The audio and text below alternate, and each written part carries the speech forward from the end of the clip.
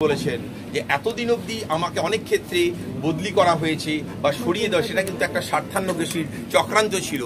আজকের একটাই খবর, সন্দীপ ঘোষ কেন অধ্যক্ষ আরজি করে এখনো আছে। তাই জন্য আমি মনে করলাম এই নৈতিকতার দায়িত্ব থেকে একজন মানুষ হিসাবে আমি রেজিগনেশন। মৃত্যুটা হচ্ছে আমার মেয়ের মৃত্যু, যেটা আমি বাবা হিসাবে মেনে নিতে পারলাম না।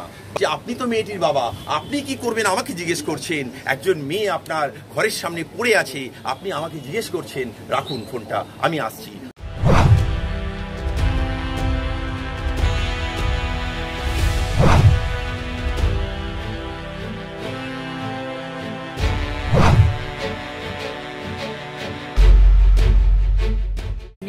সেখানে থেকে গেছে, আপনাকে বদলি করা হয়েছে, পুনরায় এসেছে, এবার কেন হঠাৎ করে এরকম? মানে যখন তদন্ত এগোচ্ছে, তার কারণ হচ্ছে আমি এতদিন অবধি, আপনি একদম ঠিক বলেছেন যে এতদিন অবধি আমাকে অনেক ক্ষেত্রে বদলি করা হয়েছে বা সরিয়ে দেওয়া, সেটা কিন্তু একটা স্বার্থান্বেষীর চক্রান্ত ছিল। এবং সেসব ক্ষেত্রে আপনি জানেন না, আমার বিরুদ্ধে বিভিন্ন কোর্ট কেস হয়েছে এবং সেই সব কোর্ট কেসে আমি কিন্তু নিরপরাধ হয়ে মাথা উঁচু করে ফিরে এসেছি। কিন্তু এইবারে ঘটনা সম্পূর্ণ আলাদা। এখানে রাজনীতি করা হচ্ছে। একটা মেয়েকে, একটা তরুণ ডাক্তারকে ধর্ষণ করা হয়েছে, কি খুন করা হয়েছে সেটা পুলিশ বলবে, সেটা আমি বলতে পারবো না। শুধু এইটুকু বলছি, তার মৃত্যুটা স্বাভাবিক নয়, সেটা আমার মনে হয়েছে একজন ডাক্তার হিসাবে। আর তার দোষ হিসাবে আমাকে দোষী প্রতিপন্ন করা হচ্ছে সোশ্যাল মিডিয়াতে, ফেসবুকে, আপনাদের প্রিন্ট মিডিয়াতে, সব জায়গাতেই। আজকের একটাই খবর, সন্দীপ ঘোষ কেন অধ্যক্ষ আরজি করে এখনো আছে। তাই জন্য আমি মনে করলাম এই নৈতিকতার দায়িত্ব থেকে একজন মানুষ হিসাবে আমি রেজিগনেশন দিলাম।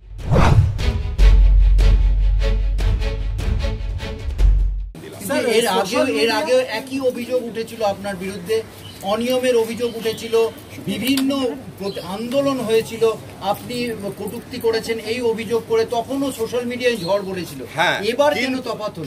কিন্তু কারণ হচ্ছে এখানে একজনের মৃত্যু, এবং মৃত্যুটা হচ্ছে আমার মেয়ের মৃত্যু, যেটা আমি বাবা হিসাবে মেনে নিতে পারলাম না। বাট আমার এগেনস্টে যেমন আক্তার আলীর মতো লোকেরা কটূক্তি করে বেরিয়েছে, আমি সেটা কিন্তু ডিএইচএসকে জানিয়ে এনকোয়ারি করতে বলেছিলাম। এবং এনকোয়ারিতে দেখা গেছে যে আক্তার আলী বিনা আপনার কোয়ালিফিকেশানে একজন এমটি ল্যাব হয়ে ডেপুটি সুপারে চাকরি করছে। বাকি তদন্ত আপনারা করে নিন, সে জালি করে চাকরি পেয়েছে, সেটা আমি প্রমাণ করে দিয়েছি এবং সেটা কিন্তু প্রতিষ্ঠিত। আপনি এবার যে পদত্যাগ করলেন, এই পদত্যাগ করার আগেও যে অভিযোগগুলো এই আপনার বিরুদ্ধে অভিযোগ করা হয়েছে যে আপনি এটাকে লঘু করে দেখেছেন শুরুর দিকে এই ঘটনাকে, এইগুলো কি আপনি অস্বীকার করছেন? সবগুলোই অস্বীকার করলাম, কারণ আমি যদি লঘু করে দেখতাম, আপনারা প্রথমে শোনেননি, আমি প্রথমেই বলেছি, আমি যখন আরজি করে জানতে পারলাম, আমাকে ওদের ইউনিটের ইনচার্জ ডক্টর সুমিত রায়তাপাদা যখন আমাকে ফোন করে জানান যে মেয়েটি অস্বাভাবিক মৃত্যু হয়েছে, স্যার কি করব। আমি তখন বললাম যে আপনি তো মেয়েটির বাবা, আপনি কি করবেন আমাকে জিজ্ঞেস করছেন। একজন মেয়ে আপনার ঘরের সামনে পড়ে আছে, আপনি আমাকে জিজ্ঞেস করছেন রাখুন ফোনটা, আমি আসছি। আমি এসে কিন্তু প্রথমেই সেই স্পটে যাই।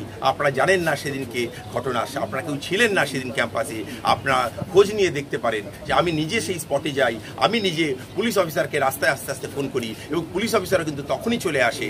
এবং তারপরে পুলিশ অফিসার আসার পরে সেই ঘটনা তদন্ত শুরু হয়ে যায় এবং লঘু করে কোনোভাবে ঘটনা দেখা হয়নি। আপনারা জানেন না, হয়তো ফরেন্সিক এক্সপার্টরাও 2 ঘন্টার মধ্যে পৌঁছে যান, লালবাজারের সিপিও পৌঁছে যান এবং পুলিশের তদন্ত জুডিশিয়াল ম্যাজিস্ট্রেট আন্ডারে সবকিছুই কমপ্লিট হয়ে যায়।